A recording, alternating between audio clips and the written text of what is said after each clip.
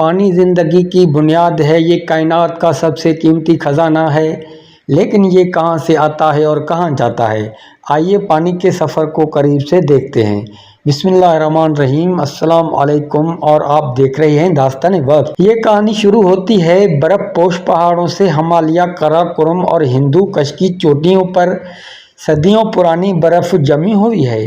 جب سورج کی گرمی بڑھتی ہے، یہ برف پگھلتی ہے اور پانی کی ننھی بوندیں نیچے کی طرف بہنا شروع کر دیتی ہیں۔ یہ بوندیں مل کر چھوٹے چھوٹے چشمے بناتی ہیں۔ چشمے مل کر ندیوں میں بدل جاتے ہیں۔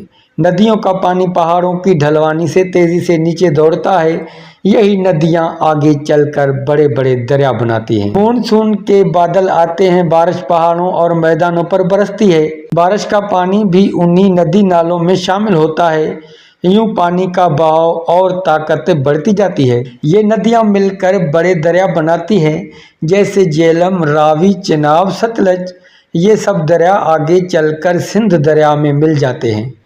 دریا ہمیشہ نشیب کی طرف بڑھتے ہیں۔ نہروں کے ذریعے پانی ہر گاؤں اور کھیت تک پہنچاتے ہیں۔ درخت، باغات اور فصلیں سب پانی سے زندہ ہیں۔ یہی پانی زمین کو سرسبز اور شاداب بناتا ہے۔ کچھ پانی زمین میں جذب ہو جاتا ہے۔ یہ زیر زمین پانی کنوؤں اور ٹیوب ویل کے ذریعے دوبارہ نکلتا ہے۔ پانی کبھی ضائع نہیں ہوتا، یہ بس شکل بدل لیتا ہے۔ دریا کبھی نعمت بنتے ہیں، کبھی آزمائش۔ پانی کم ہو تو قحط آتا ہے، پانی زیادہ ہو تو سیلاب آتا ہے۔ یہی پانی بستیوں کو بناتا بھی ہے اور مٹا بھی دیتا ہے۔ آخرکار سارے دریا سندھ میں شامل ہو جاتے ہیں۔ سندھ دریا طویل سفر کے بعد بحیرہ عرب میں گرتا ہے۔ یہ پانی سمندر کی وسعت میں کھو جاتا ہے، لیکن کہانی یہیں ختم نہیں ہوتی۔ سورج کی گرمی سمندر کے پانی کو بھاپ میں بدل دیتی ہے۔ بھاپ آسمان پر جا کر ٹھنڈک سے بادل بناتی ہے۔